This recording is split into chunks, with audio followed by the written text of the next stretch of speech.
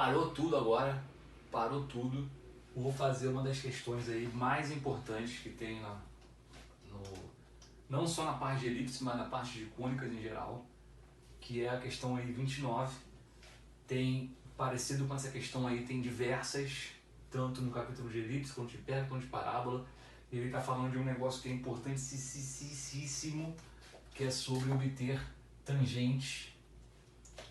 Uma coisa que no capítulo de circunferência você viu que apareceu muitas vezes, houve muitas questões de circunferência que falavam sobre tangência de reta à circunferência.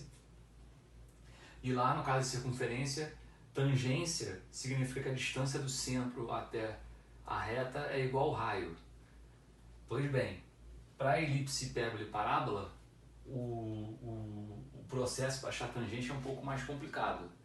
Porém, uma vantagem, uma coisa boa que existe é que o processo que eu vou fazer para essa questão aqui agora seria exatamente igual se ele tivesse fornecido uma equação de hipérbole ou se ele tivesse fornecido uma equação de parábola. Pelo menos isso. É mais trabalhoso do que no caso, é mais chato que o caso de circunferência, mas é unificado. O que eu vou fazer aqui agora serve para elipse, hipérbole e parábola.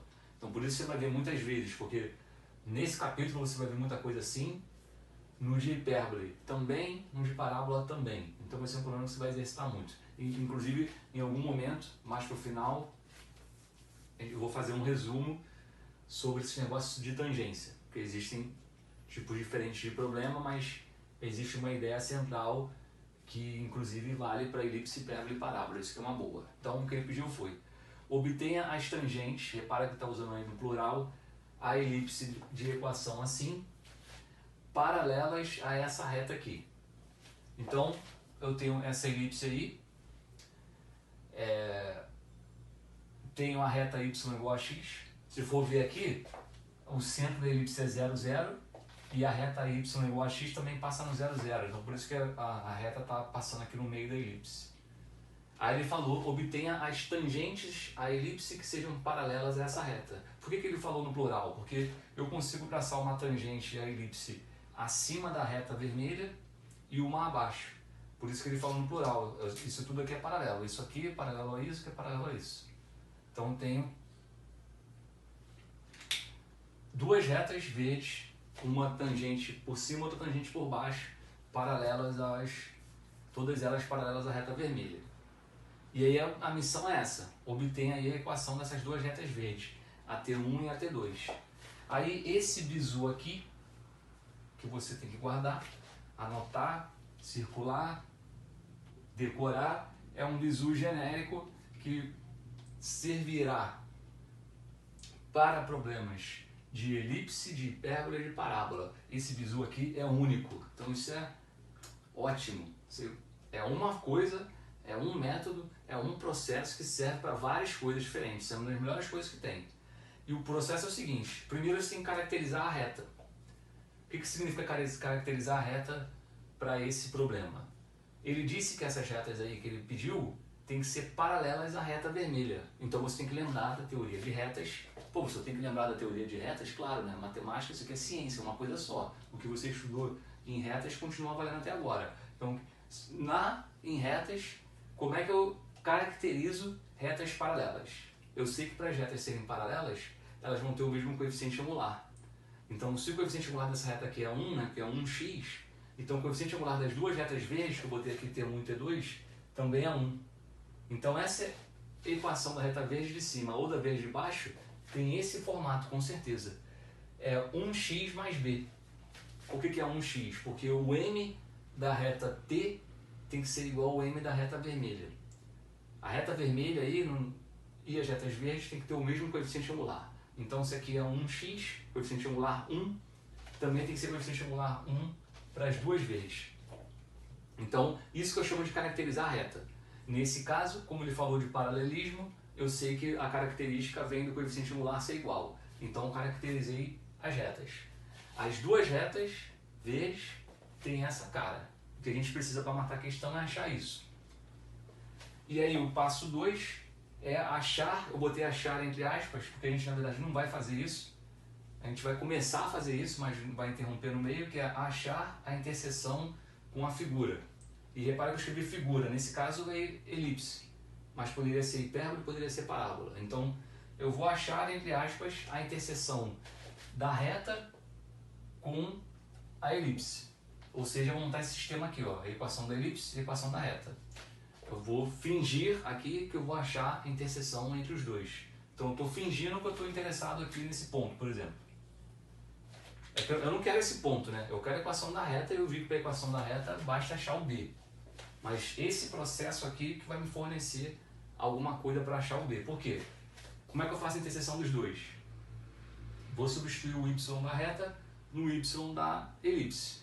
Então vai ficar 2x ao quadrado, aqui vai ficar 3y ao quadrado, que é x mais b, igual a 6.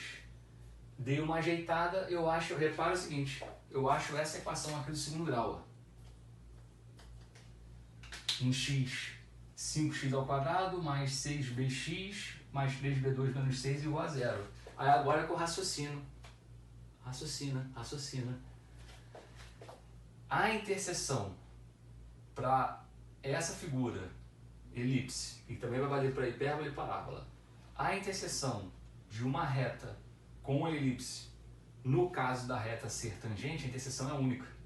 Você vê que é diferente a interseção da reta verde com a elipse e da reta vermelha com a elipse. Repara que a interseção da reta vermelha com a elipse gera 2 pontos. Já a interseção da reta verde com a elipse é um ponto só. Isso significa o seguinte, quando eu estou fazendo a interseção da reta com a elipse, o ponto que eu vou achar tem que ser único. Tem que ser um x só que eu vou achar, por exemplo. Só um x e só um y. Logo, aí que veio o passo 3, que é o pulo do gato para tangência. Essa equação do segundo grau que a gente obteve aqui, o x, que é a solução dessa equação, tem que ser único. E aí, vindo lá de função do segundo grau, quando que uma equação do segundo grau tem como solução um x apenas, um valor distinto de x apenas. Isso acontece quando o delta da equação é zero. Aí que é o bizu. Qual é a diferença dessa reta para essa reta? Quando eu faço a interseção dessa reta com a elipse, a interseção é única. Então o delta da equação do segundo grau correspondente tem que ser zero. Se fosse a vermelha, que não é tangente, como a interseção são 2 pontos, eu teria que achar 2 x diferentes. Aí não seria delta igual a zero, seria delta maior que zero. Mas para tangência, esse que é o bizu, o delta é zero. Então esse processo é igual para todos. Então o delta dessa equação, que é 6b ao quadrado menos 4 vezes 5 vezes isso, esse delta tem que ser zero. Então antes de prosseguir e fazer a conta aí no próximo quadro, vou reforçar isso aqui. Esse processo é para qualquer coisa. Não tem nada aqui sendo usado que seja exclusivo para elipse. É um processo genérico. Caracterizei a reta a partir da informação do enunciado dizendo que ela é paralela à reta vermelha. Depois, fingi que ia achar a interseção da reta com a figura, que aqui é a conta, não importa se essa equação de elipse ou de outra coisa. Cheguei numa equação do segundo grau, e aí, sempre que eu estiver falando de tangência, o delta da equação do segundo grau que a gente vai obter tem que ser zero. Aí no próximo vídeo eu vou terminar essa conta aí para terminar a reta. Mas isso aqui vai valer sempre, e isso é um negócio importante, esse você precisa decorar.